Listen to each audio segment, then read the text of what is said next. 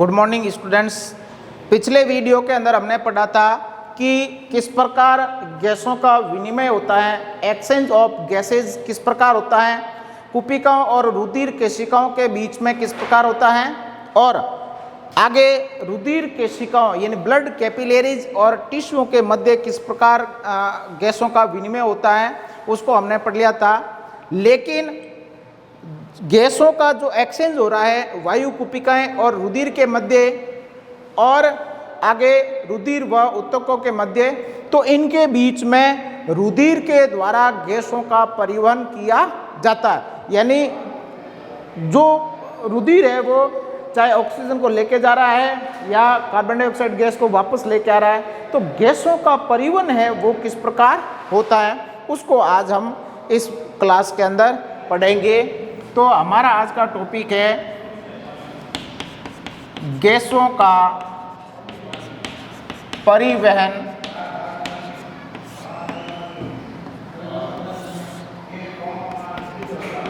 Transport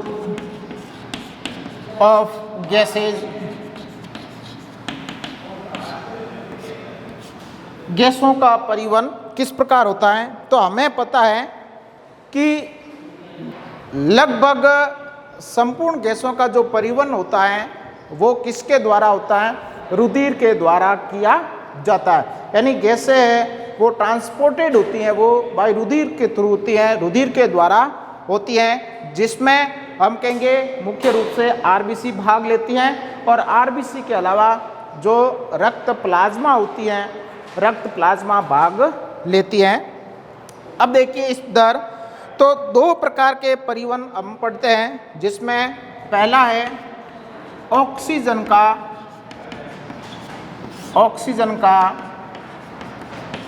परिवहन।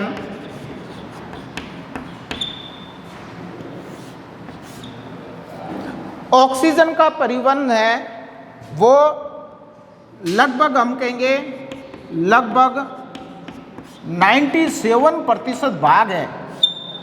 ध्यान रखना, ऑक्सीजन का लगभग 97% भाग है वो आरबीसी द्वारा परिवहित होता है। लगभग O2 लगभग 97% है वो आरबीसी द्वारा परिवहित होती हैं। किसके द्वारा होती हैं? आरबीसी के द्वारा परिवहित होती है। जबकि 3% जो भाग होता है वो प्लाज्मा के थ्रू होता है। प्लाज्मा में गुलित अवस्था के थ्रू होता है।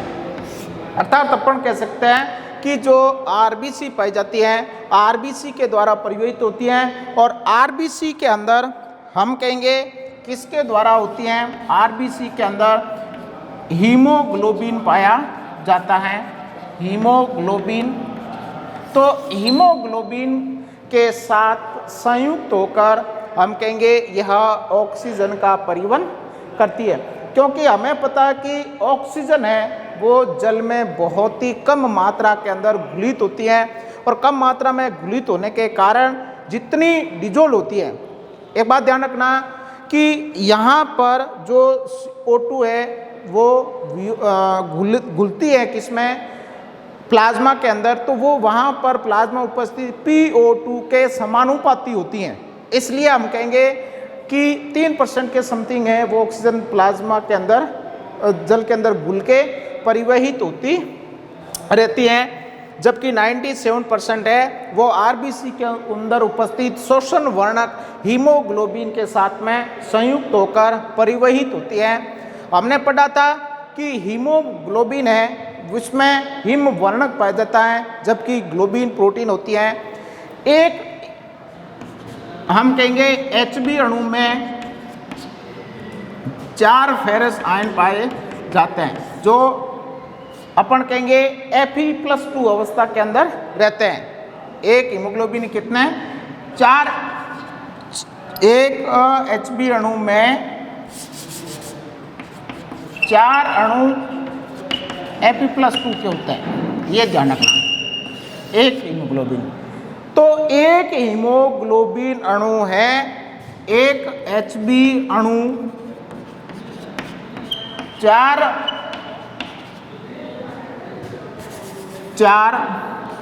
O2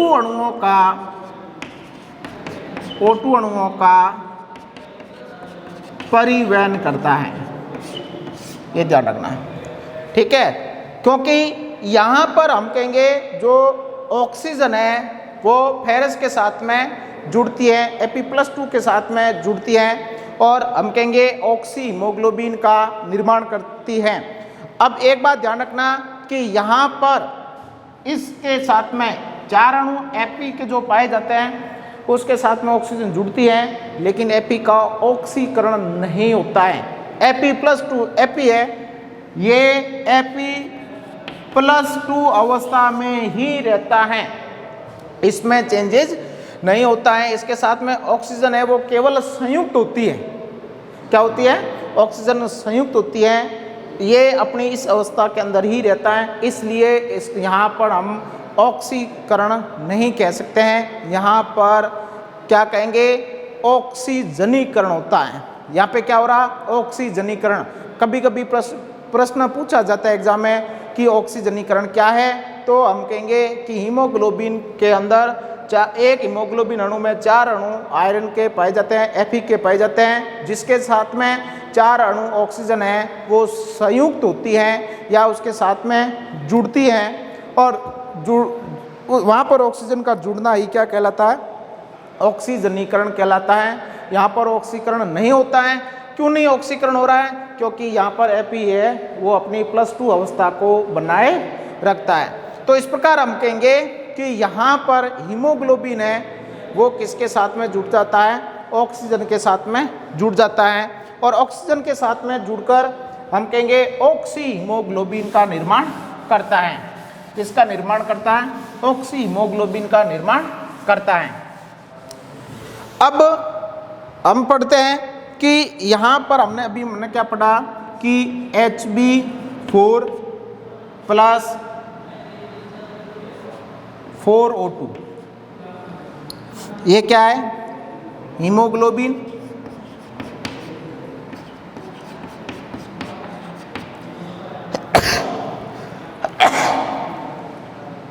हीमोग्लोबिन ये क्या है? ऑक्सीजन।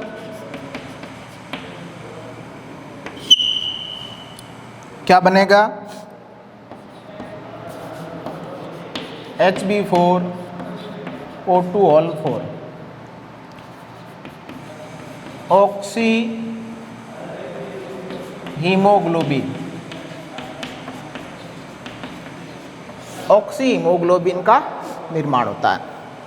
अब हम कहेंगे जो ये ऑक्सी हीमोग्लोबिन बनता है, इस ऑक्सी हीमोग्लोबिन का निर्माण कहाँ होगा?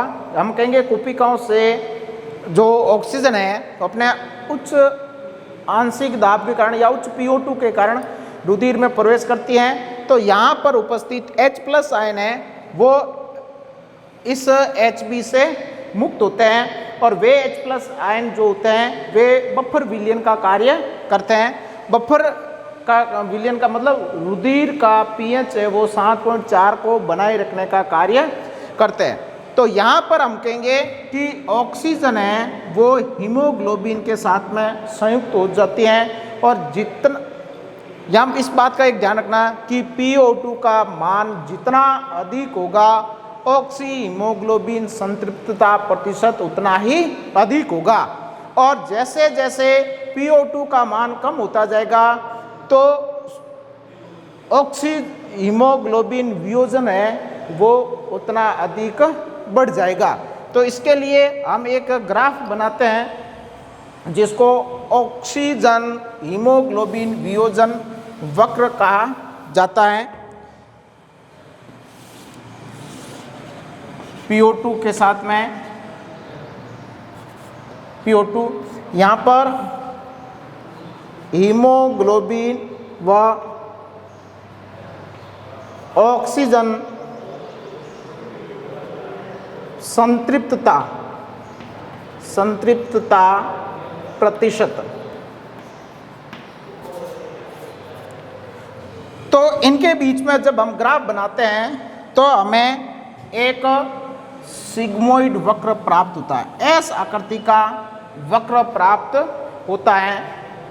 इस प्रकार यानी जैसे जैसे PO2 का मान बढ़ता जाएगा, ध्यान रखना, जैसे जैसे PO2 का मान बढ़ता जाएगा ऑक्सीजन हीमोग्लोबिन संतृप्तता प्रतिशतता बढ़ती जाएगी। ध्यान रखना, जब PO2 का मान है, PO2 जो है वो इसका मान 95 होता है, PO2 95 होता है, तब 97% है वो इसकी संतृप्तता बढ़ जाती है। ऑक्सीजन हीमोग्लोबिन संतृप्तता प्रतिशत जो था 97% संतृप्तता बढ़ जाती है। जबकि PO2 का मान है वो घटकर 40 आ जाता है, तो उस दौरान हम कहेंगे यह प्रतिशतता घटकर 75% रह जाती है। हम कहेंगे PO2 का मान है वो घटकर 30% रह जाती है, तब हम कहेंगे इसका मान है वो केवल कितना रह जाता है, 50% रह जाता है। तो इस प्रकार हम कहेंगे कि जैसे जैसे PO2 का मान बढ़ेगा, ग्राफ है वो बढ़ता रहेगा, लेकिन अचानक क्या होता है, हम कहेंगे कि PO2 के मान में कमी आती है, क्योंकि आगे रुधिर जाएगा तो रुधिर के अंदर PO2 की कमी होती जाएगी और PCO2 का मान बढ़ता जाएगा। तो PCO2 का मान बढ़ने के कारण हम कहेंगे यहाँ पर PCO2 का मान अधिक हो जाता है, क्योंकि इस ये ऑक्सीजन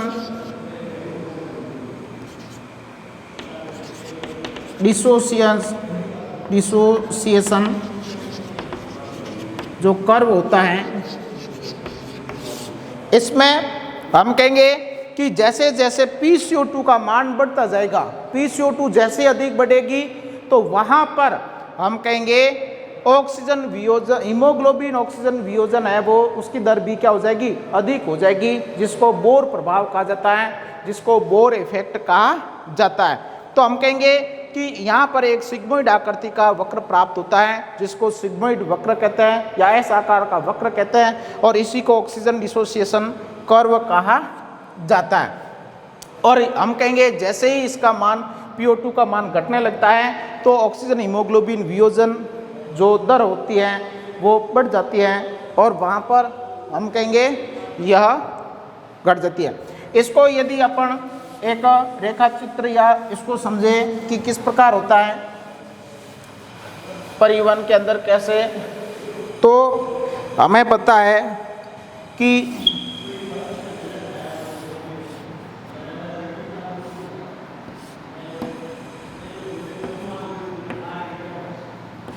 O2 CO2, यहाँ पर अपन पढ़ते हैं ऊतकों में परिवहन, ऊतकों में परिवहन। इसमें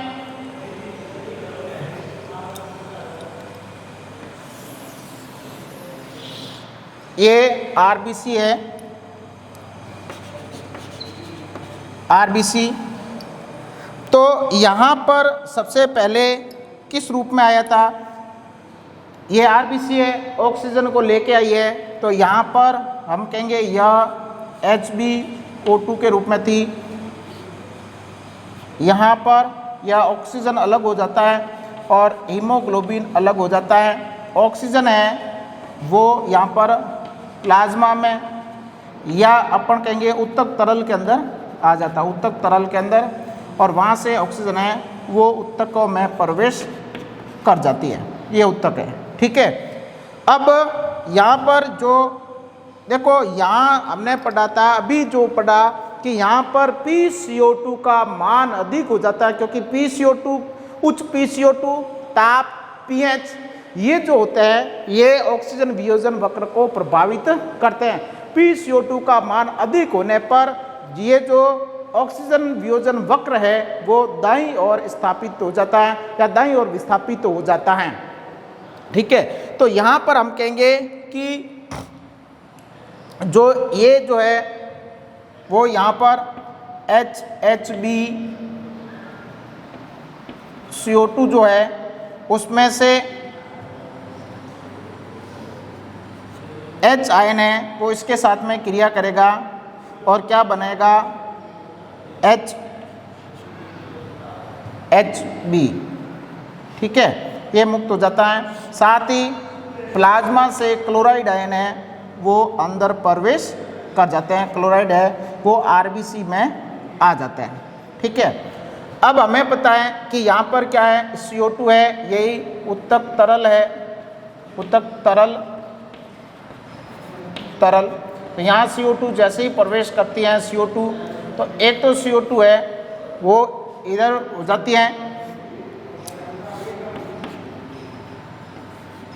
अब यहाँ पर CO2 क्या हो जाएगी, यहाँ तो CO2 है वो CO2 जल के साथ में क्रिया करेगी, जल के साथ में क्रिया करके क्या बनाएगी, H2CO3 बनाएगी, कार्बोनिक अम्ल। कार्बोनिक अम्ल से क्या बनेगा, H+ आयन अलग हो जाएंगे और HCO3- अलग हो जाएगा। हमें पता है कि कार्बन डाइऑक्साइड गैस का परिवहन है वो 70% है वो बाइकार्बोनेटों के रूप में होता है।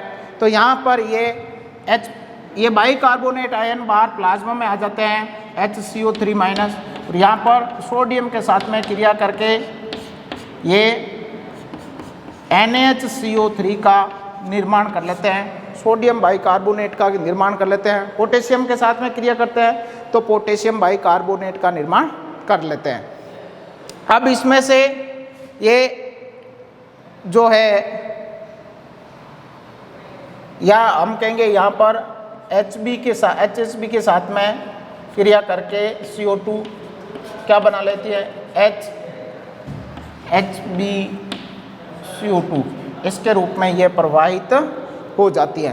तो इस प्रकार अपन कहेंगे कि यहाँ पर गैसों का है वो क्या होता है, परिवहन होता है इस रूप में कि ऑक्सीजन है वो ऑक्सीमोग्लोबिन के साथ में थी, यहाँ आती है उत्तकों के पास में, तो यहाँ पर रुधिर में PCO2 का मान बढ़ जाता है और PO2 का मान कम हो जाता है, जिसके कारण ऑक्सीजन हीमोग्लोबिन वियोजन की दरें वो बढ़ जाती हैं, जिसके कारण O2 मुक्त हो जाती हैं। O2 मुक्त होकर उत्तक के अंदर विसरित हो जाती हैं, जबकि हीमोग्लोबिन है वो अलग हो जाता है। यहाँ हीमोग्लोबिन, यहाँ पर अपन कहेंगे ये जो H+ आयन है वो H+ आयन इसके साथ में जुड़कर HHB का निर्माण कर लेते हैं, जो क्या करते हैं, बफर का कार्य करते हैं, यानी रुधिर का pH है वो सामान्य बनाए रखने का कार्य करते हैं। उसके बाद में CO2 है वो यहाँ से इस प्रकार, यहाँ से ये CO2 मुक्त हो जाएगी, इधर से जो CO2 है आती है वो इन दोनों के रूप में यहाँ से मुक्त हो जाती है। तो इस प्रकार हम कह सकते हैं कि ऑक्सीजन का परिवहन होता है। अब ऑक्सीजन के परिवहन के अंदर, तो ऑक्सीजन का परिवहन 97% है वो इस प्रकार हो जाता है। उसके बाद में हमारे आता है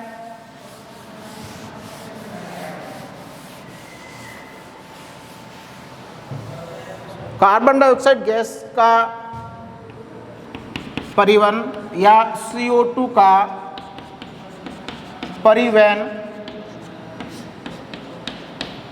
अब CO2 का परिवहन है जो अपन कहेंगे कार्बेमिनों के रूप में, कार्बेमिनो यौगिकों के रूप में होता है, यौगिकों के रूप में। इसमें हम कहेंगे कितने % होता है, 23% है वो कार्बोमिनो यौगिकों के रूप में हो जाता है। और घुलित अवस्था के अंदर, घुलित अवस्था में प्लाज्मा के अंदर घुलित अवस्था में हम कहेंगे 7%। और बाइकार्बोनेटों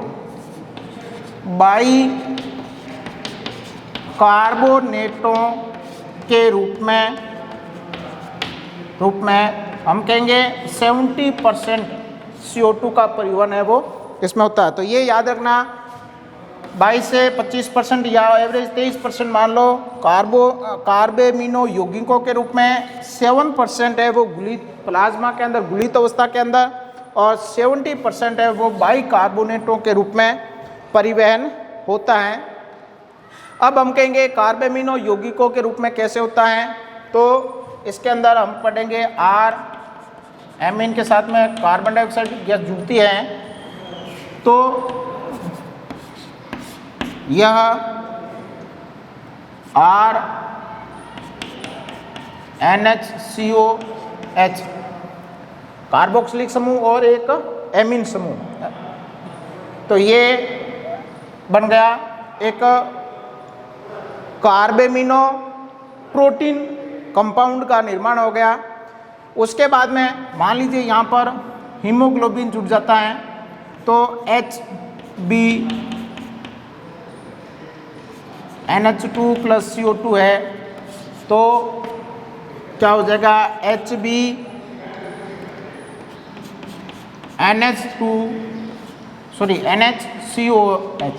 इस प्रकार इसके रूप में परिवहित होता रहता है। तो इस प्रकार हम कहेंगे हीमोग्लोबिन कार्बेमिनो यौगिक का निर्माण हो जाता है, कार्बेमिनो यौगिक का निर्माण हो जाता है। या इधर दिख नहीं रहा है तो मैं इधर इसको लिख लेता हूं,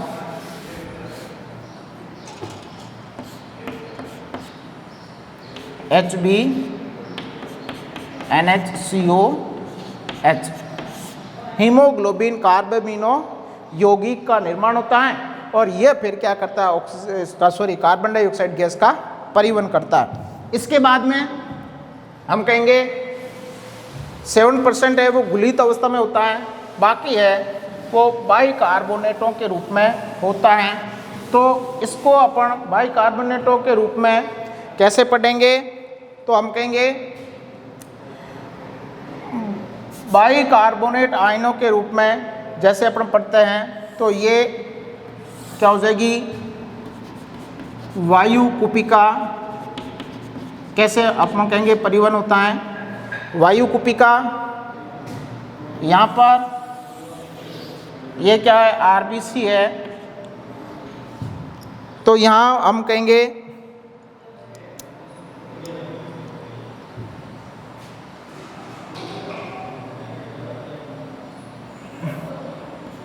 H2CO3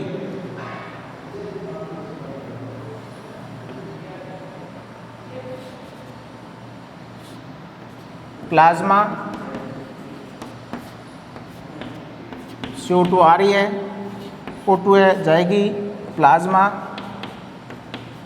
प्लाज्मा से आरबीसी। तो यहाँ पर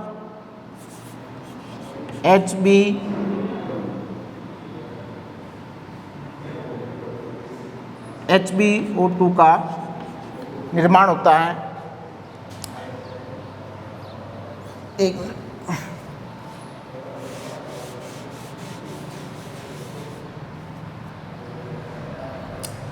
यहाँ पर क्या होगा बाइकार्बोनेट HCO3 माइनस जो था बार, ये अंदर की ओर आते हैं HCO3 माइनस, तो यहाँ पर O2 प्लस HHB जो था HHB, तो यहाँ पर किसका निर्माण हो गया HbO2 का निर्माण हो गया।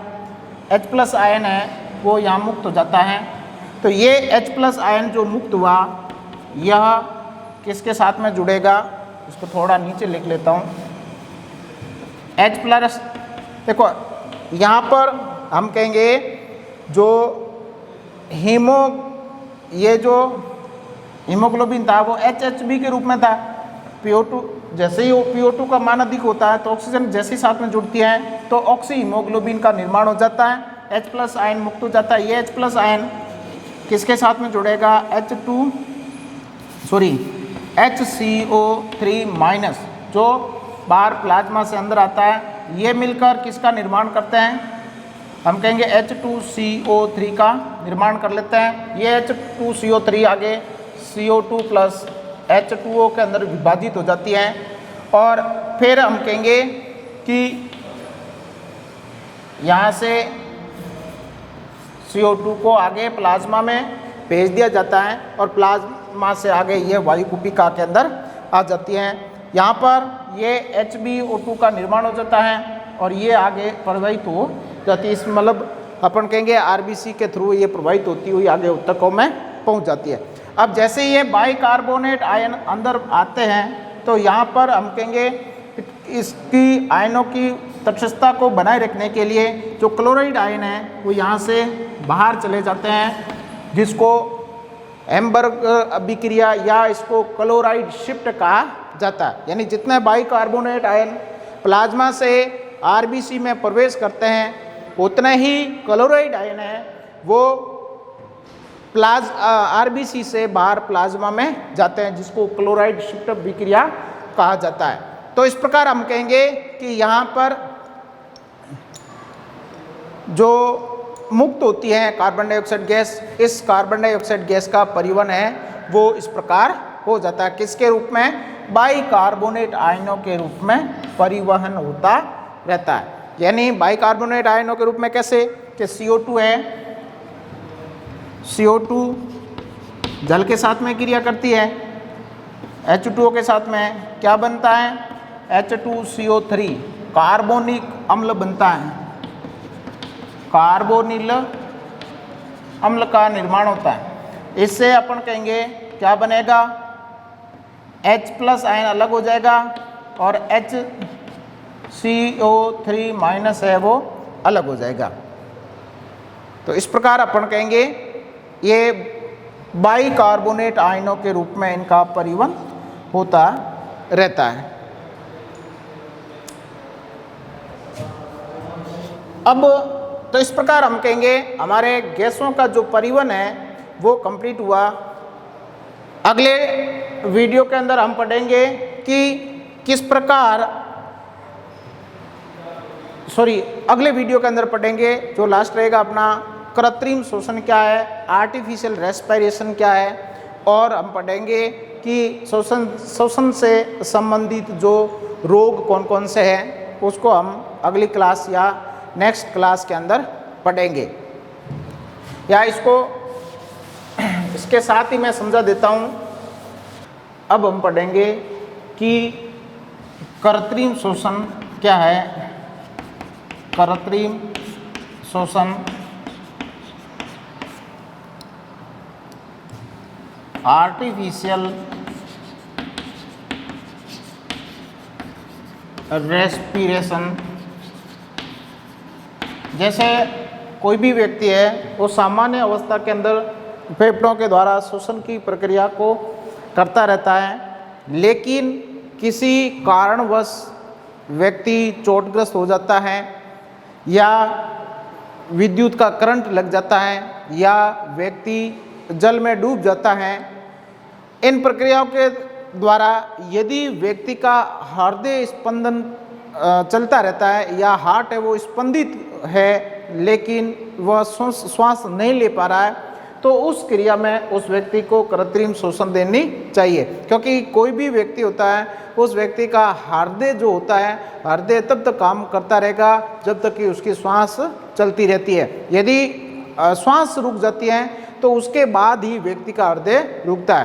तो जैसे कि ये मतलब एक तरह का सोशल वर्क भी है, एक प्रकार का सामाजिक कार्य है कि अपने समाज के अंदर भी ऐसे कई आसपास के क्षेत्रों में यदि इस प्रकार की कोई घटना होती है तो आप इस विधि के द्वारा उसको एक नया जीवन दे सकते हो, एक नया प्राण दे सकते हो।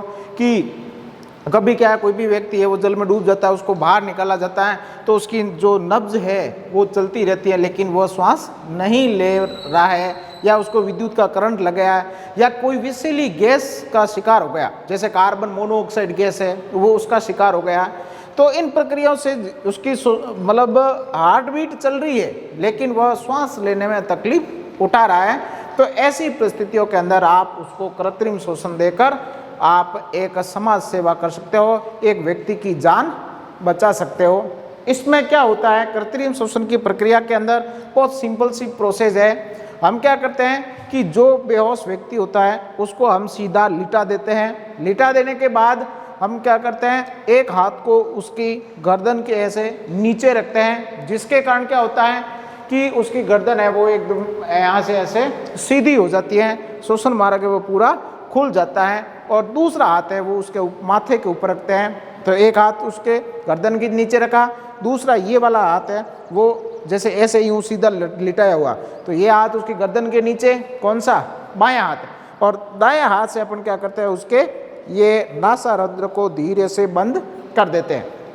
फिर हम क्या करते हैं अगले स्टेप में, अपने होठों के द्वारा उसके होठों को कस के पकड़ लेना चाहिए, यानी जो बेहोश व्यक्ति हैं उस बेहोश व्यक्ति के होठों को कसकर पकड़ लेना चाहिए। और पकड़ लेने के बाद में 1 मिनट में 10 से 12 बार हम क्या करते हैं, जोर से फूंक मारते हैं, फिर गैस को खींचते हैं, फिर जोर से फूंक मारते हैं, फिर गैस को खींचते हैं।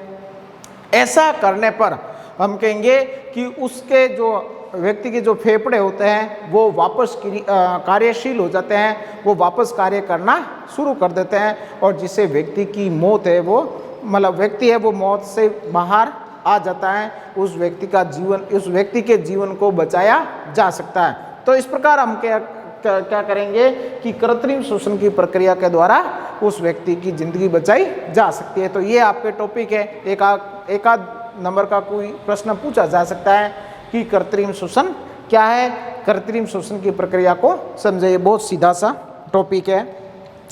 अब अगला है, हम कहेंगे श्वसन संबंधी रोग, जो हमारा लास्ट टॉपिक है इस लेसन का, श्वसन संबंधी रोग या रेस्पिरेशन रिलेटेड डिसऑर्डर्स है, यानी ऐसे कौन कौन से रोग हैं जो श्वसन तंत्र से संबंधित हैं, या ऐसे रोग जो श्वसन तंत्र को प्रभावित करते हैं। जिसमें हम पहला रोग पढ़ते हैं दमा, या इसको अस्थमा भी कहते हैं, अस्थमा। इसमें क्या होता है, दमा या अस्थमा के अंदर यह एक प्रकार का एलर्जी रोग है। क्या है, एलर्जी रोग है, यानी ऐसे पदार्थ जिनसे हमें एलर्जी उत्पन्न होती है, तो एलर्जी वाले कणों से यह रोग हो जाता है। बच्चों तथा वृद्ध व्यक्तियों के अंदर इस रोग के होने की संभावना अधिक होती है। एलर्जी उत्पन्न करने वाले जैसे पराग कण है, धूल के कण है, ठंडा खाना है या ठंड है या धुआं है, इस प्रकार के पदार्थों के संपर्क में आने पर व्यक्ति में यह मतलब दमा या अस्थमा रोग हो जाता है। उसको घबराहट उत्पन्न होती है और वह व्यक्ति श्वास लेने में तकलीफ महसूस करता है। तो इस प्रकार के रोग को हम दमा या अस्थमा कहते हैं। और इस रोग के निवारण के लिए हम क्या कहेंगे कि सबसे पहले तो ऐसे पदार्थ जिनसे हमें एलर्जी उत्पन्न होती है, तो उन पदार्थों से हमें दूर रहना चाहिए। इसके अलावा हमें एंटीबॉडी का उपयोग करना चाहिए, और साथ एंटीबायोटिक का उपयोग करना चाहिए, और साथ ही हमें ब्रोंकडाइलेटर का भी उपयोग करना चाहिए, जिससे हम इस रोग से निजात पा सकते हैं, या हम कहेंगे इस रोग से थोड़ी सी हमें मतलब आसानी हो सकती है। दूसरा जो रोग होता है वो है ब्रोंकाइटिस, ब्रोंकाइटिस रोग, या इसको ब्रोंकाइटिस या इसको हम श्वसनी शोथ कहते हैं, श्वसनी शोथ कहा जाता है। इस रोग के अंदर जो हमारी श्वसनी होती हैं, जैसे श्वास नली के आगे श्वसनी जो होती हैं, तो श्वसनी के अंदर क्या हो जाती है, सूजन आ जाती है। शोथ का अर्थ ही सूजन होता है, और सूजन होने के कारण हम कहेंगे श्वास लेने में तकलीफ होती है, और वही सूजन धूम्रपान के कारण होती है, जैसे बीड़ी है, सिगरेट है, हुक्का है आदि पीने के कारण वो लगातार ब्रोंकस के अंदर जमा होते रहते हैं, और यहाँ जमा होने के कारण क्या होता है कि फिर गैसों के आदान प्रदान में दिक्कत होती है और श्वास लेने में तकलीफ हो जाती है। इसको ब्रोंकाइटिस रोग कहा जाता है। तो हमें धूम्रपान से दूर रहना चाहिए। बीड़ी, सिगरेट है, हुक्का है, चिल्लम है, इन जैसे पदार्थों से या इन जैसे पदार्थों से हम जब दूर रहेंगे तो हमें इस प्रकार के रोग से निजात मिल सकती है। इसके अलावा एक रोग होता है न्यूमोनिया। यह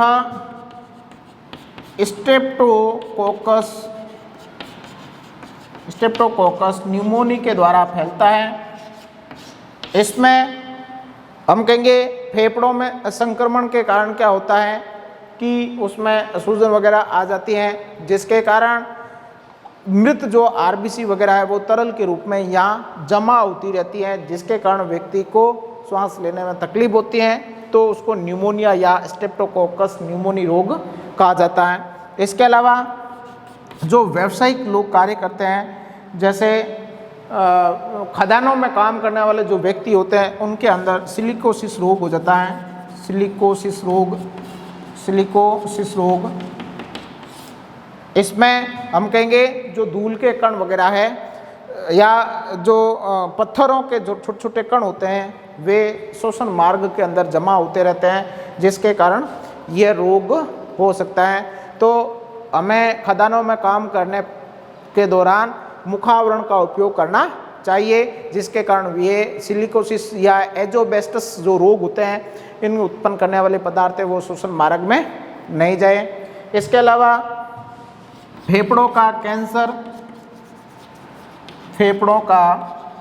कैंसर ये भी हम कहेंगे जब हम धूम्रपान करते हैं तो धूम्रपान के दौरान ऐसे इस धूम्रपान के पदार्थ धुएं के अंदर ऐसे कैंसर उत्पन्न करने वाले कण होते हैं, जिसे हम कहेंगे गले के कैंसर है या मुख कैंसर है या श्वसन मार्ग के अंदर या फेफड़ों के कैंसर होने की संभावना रहती है। तो हमें ऐसे पदार्थों का भी उपयोग नहीं करना चाहिए। और एक रोग है वात स्फीति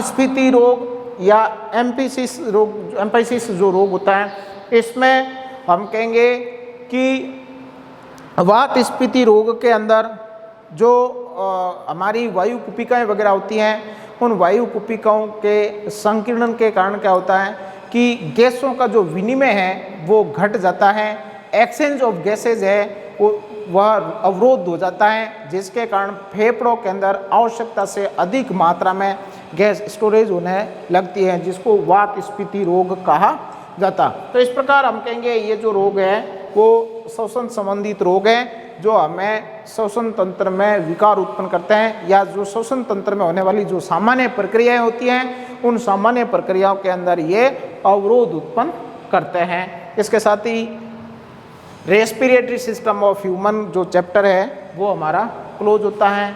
धन्यवाद।